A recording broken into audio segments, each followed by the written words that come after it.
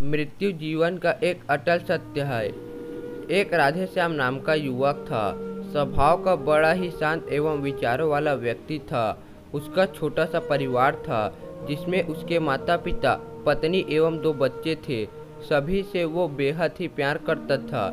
इसके अलावा वो कृष्ण का भक्त था और सभी पर दया भाव रखता था। जरूरतमंद की सेवा करता था, किसी को दुख नहीं देता था। उसके इन्हीं गुणों के कारण श्री कृष्ण उनसे बेहद ही प्रसन्न थे और सदैव उसके साथ रहते थे। और राधेश्याम अपने श्री कृष्ण को देख भी सकता था और बातें भी कर सकता था। इसके बावजूद उन्हें कभी ईश्वर से कुछ नहीं मांगा। वह बहुत खुश रहता था क्योंकि ईश्वर हमेशा उसके साथ थे, उसे मार्गदर्शन देते थे। राधेश्याम भी कृष्ण को अपनी मित्र की तरह पुकारता था और उसे अपने विचार को बांटता था। एक दिन राधेश्याम के पिता की तबीयत अचानक खराब हो गई। उसे अस्पताल में भर्ती किया गया। उसे सभी डॉक्टरों से हाथ जोड़े अपने पिता को बचाने के लिए मिन्नतें की, लेकिन सभी ने उनसे कहा कि वो ज़्यादा उम्मीद नहीं दे सकते और सभी ने उसे भगवान पर भरोसा रखने को कहा। तभी राधेश्याम को कृष्ण का ख्याल आया और उसने अपने मित्र को पुकारा। कृष्ण दौड़े चले आए।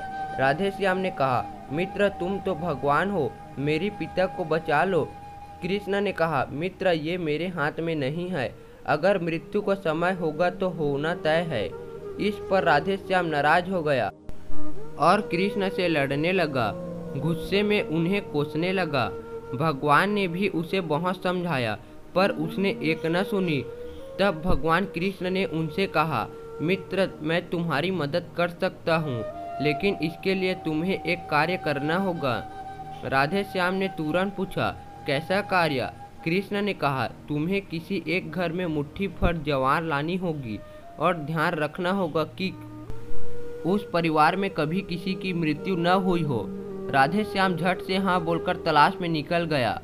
उसने कई दरवाजे खटखटाए। हर घर में ज्वार तो होती, लेकिन ऐसा कोई नहीं होता जिसके परिवार में किसी की मृत्यु न हुई हो। किसी का पिता, किसी का दादा, किसी का भाई, माँ, काकी या बहन।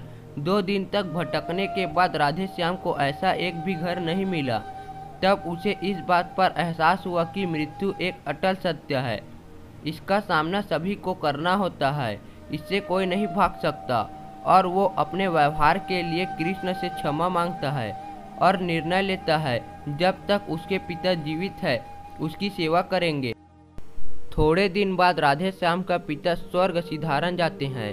उसे दुख तो होता है, लेकिन ईश्वर की दी गई सीख के कारण उसका मन शांत रहता है।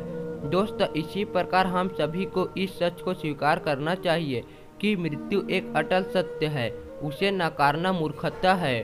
दुख होता है, लेकिन इसमें फंस जाना गलत है, क्योंकि केवल आप ही इस दुख से पीड़ित नहीं हैं, अपितु संपूर्ण मानव जाति इस दुख से रूबरू हो जाती है।